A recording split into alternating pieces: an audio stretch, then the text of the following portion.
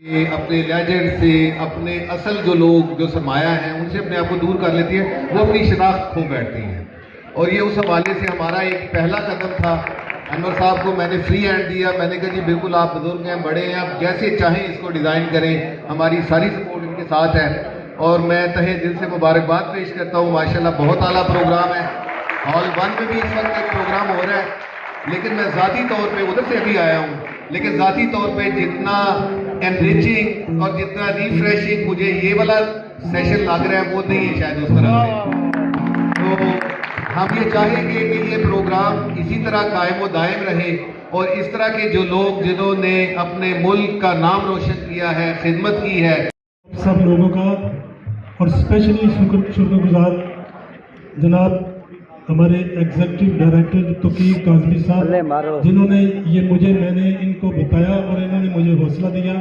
और मैं और मेरी वाइफ जो कि हमारे पाकिस्तान के बहुत बड़े म्यूजिक डायरेक्टर नज़ीर अली साहब उनकी बेटी है।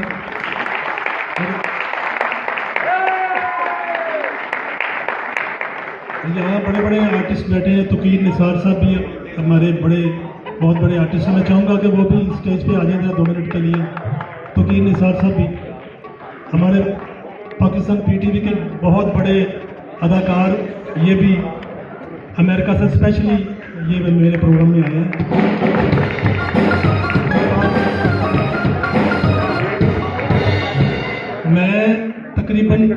मैंने इस मुल्क को 45 साल दिए हैं अपनी खिदमत के, और यकीन मानिए कि 45 साल में मैंने हर डायरेक्टर देखा है, हर एग्जीक्यूटिव डायरेक्टर से मिला हूँ, लेकिन यकीन मानिए इनके मुंह की तारीफ नहीं। बहुत बड़े इंसान हैं ये, और आर्ट लवर हैं, खुद भी आर्टिस्ट हैं और आर्टिस्टों को प्यार करते हैं। जोरदार क्लैप जनाब तौकीर हैदर काज़मी साहब के लिए। खालिद अब्बास डार साहब भी स्पेशली रेडियो पाकिस्तान से तशरीफ लाए, और मेरे जितने भी मेरे दोस्त यहाँ तशरीफ लाए हैं, मैं सबका बहुत बहुत शुक्रगुजार हूँ। प्लीज़ सबका शुक्रगुजार हूँ। बेगम मुस्तहिक है तारीफ की, जिन्होंने ये शो ऑर्गेनाइज किया है, और जिस शख्सियत के लिए किया है उनके लिए उनकी तारीफ तो आपने देख ली, उनका काम देख लिया, यही उनकी तारीफ है। लेकिन हिडन कुछ बातें हैं जो मैं आपके सामने छोटी छोटी शेयर करूँगा। मेरा उनके साथ ताल्लुक 70 से हुआ, जब मैं असिस्टेंट डायरेक्टर हुआ। उस वक्त वो मेरे उस्ताद साहब की फिर म्यूज़िक दे रहे थे, तो बतौर असिस्टेंट भी मैंने काम किया, फिर बतौर राइटर भी काम किया, फिर बतौर डायरेक्टर भी काम किया। अब इनके लिए जो कहना मकसूद है वो ये है कि ये बहुत ही मेहनती थे। बेक वक्त 20 फिल्में कर रहे होते थे और सबको यकसा टाइम देते थे, जो भी डायरेक्टर थे या प्रोड्यूसर थे। हर वक्त बाजा इनके हाथ में होता था, एक कमरे से दूसरे कमरे, दूसरे कमरे से तीसरे कमरे। जो इतनी तादाद आप देख रहे हैं फिल्मों की, ये ऐसे नहीं बने, इन्होंने बहुत मेहनत की, और ये वाकई बात के मुस्तहिक है। और बड़ी खुशी की बात है, बहुत कम ऐसे जीनियस लोग होते हैं जो चले जाएं और पीछे कुछ छोड़ जाएं। इनकी लेगेसी जो है एम मर्शद की सूरत में हमारे साथ है।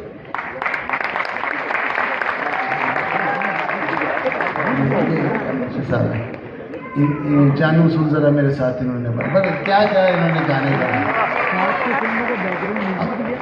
बात मुख्तसर होनी चाहिए, लंबी नहीं होनी चाहिए। मैं जब जवान था तो मुझे एक लड़की से इश्क हो गया।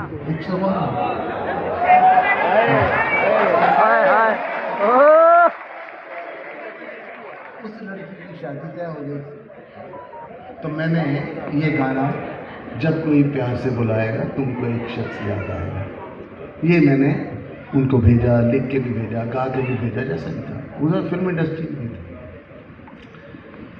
उस वक्त थोड़ा सा सुकून मिल गया मुझे ये गाना भेज के। लेकिन आज जब ये मैंने गाना सुना और सामने एम अशरफ साहब की तस्वीर थी, तो आप यकीन करें उस गाने का हासिल मुझे आज मिला। तो रूटीन में कर दिया, लेकिन आज बखुदा वाकई वो शख्स बहुत ज़्यादा बेइंतहा, उनके लिए ढेरों दुआ। Thank you. बड़ी मेहरबानी जनाब सईद नूर साहब। हम अपने प्रोग्राम का आगाज़ करते हैं। मैं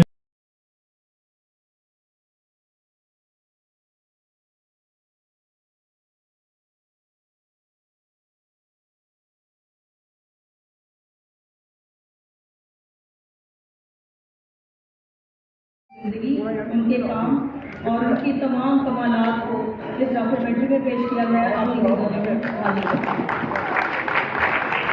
और ये मैं आपसे गुजारिश करूँगा कि इसको जो 7 बच्चे बैठने के लिए कि इनको देखें कि आम आदमी नहीं बने, बहुत बड़ा आदमी प्लीज।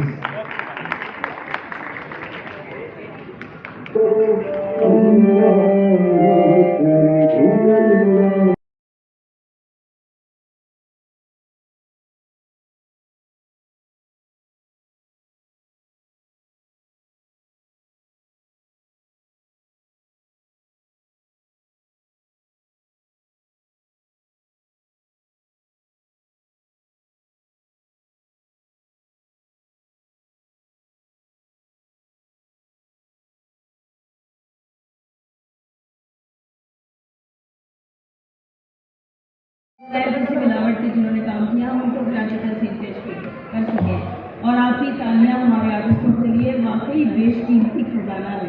आपकी तालियों का बहुत शुक्रिया।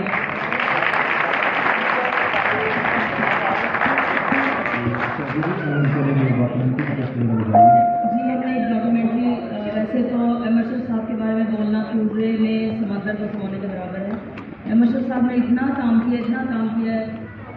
बिलीव मी, जब मैंने इस शो पर काम करना शुरू किया तो हर बात पर रोना आ रहा था कि इतने बड़े इतने महान लोग हमारे लोग आराम से कैसे इग्नोर हो गए। हम उस तरह उन्हें उनका हक क्यों नहीं अदा कर सकते।